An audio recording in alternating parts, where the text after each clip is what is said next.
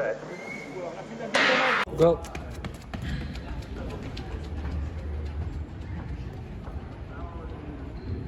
As a kid, I always looked up to Usain Bolt, and when I found out that I was a natural sprinter, it only increased my determination to become an Olympic sprinter even more. Hello, my name is Nityan Thaleepan, and this is my SMART goal assignment. I'll be talking about the specifics of my goal, my experiences throughout the 6 weeks of this program, my improvements, and the things that have happened during all this time. When I was younger, I used to compete in the 100 and 200 meter dashes, and I used to be fairly good until COVID-19 hit, where I wasn't able to compete anymore. And so I took this assignment as a good opportunity to get back into my running form. And so I decided to make my goal to increase my running speed and to get my 100 meter dash time down. The goal was to decrease my 100 dash time from 12 seconds to 11 seconds in 6 weeks by training 5 days per week. The plan was fairly simple. I would train in the university, both with the machines and on the track. I plan to keep track of my 100 meter dash time, as well as my max on a couple machines. For a couple of reasons, I plan to have one of my friends helping me throughout this program. Not only would he have helped me with my motivation, but also for recording and timing my runs and my dash times. However, this is one of my challenges arose. Our class schedules conflicted. My schedule was extremely busy, and my friend had classes in between when I did. This left me without someone to help me to record my time, as well as it also demoted me from going to the gym. My second challenge was with the university track. There are no exact 100 meter markings, meaning I could not time it exactly. My treadmill at home is not a good indicator either, as it measures in miles per hour instead of meters per second. Not only is this hard to convert, but the maximum on my treadmill is 12 miles per hour, which is a speed that I can go beyond, and so it is not a good indicator of my top speed. Another challenge I had was with my goal specifically.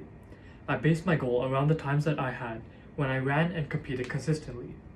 However, I had gotten a bit out of shape, and I wasn't at peak running speed anymore. In the first week, I found that my estimate for a 100 meter dash was around 13.5 seconds, instead of the 12 seconds which I had expected. I had to inadvertently change my goal from 12 to 11 seconds to change it to reaching from 13.5 seconds, reaching 12 seconds. The last challenge I had was the lack of starting blocks in the gym track. Not being able to practice them would make it tough to actually use them if the opportunity came to it.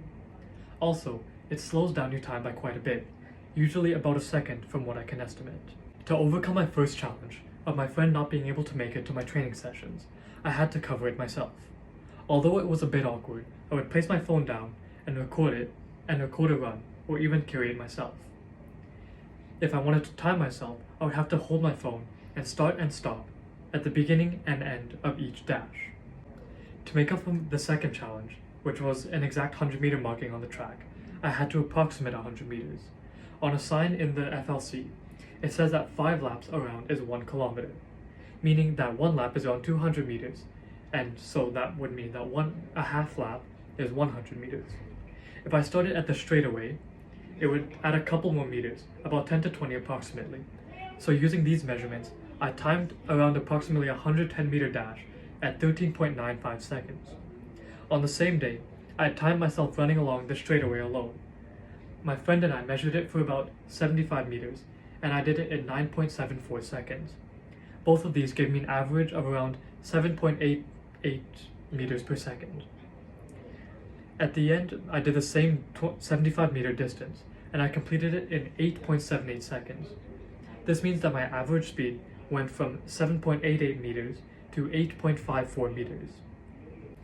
While I didn't run 110 meters on the last day, my average speed for that day calculated to about 110 meters in approximately 12.88 seconds, which is just barely under the 13-second mark that I was hoping to achieve. Largely because of my friend not being able to make it to my training sessions, I was not able to keep track of my times and maxes on the machines. However, he was able to make it to the final day because one of my classes happened to be cancelled, and so we had time to record and time. I also highlighted in my plan that I would be running outdoors when I could. However, the weather made it unfeasible very quickly.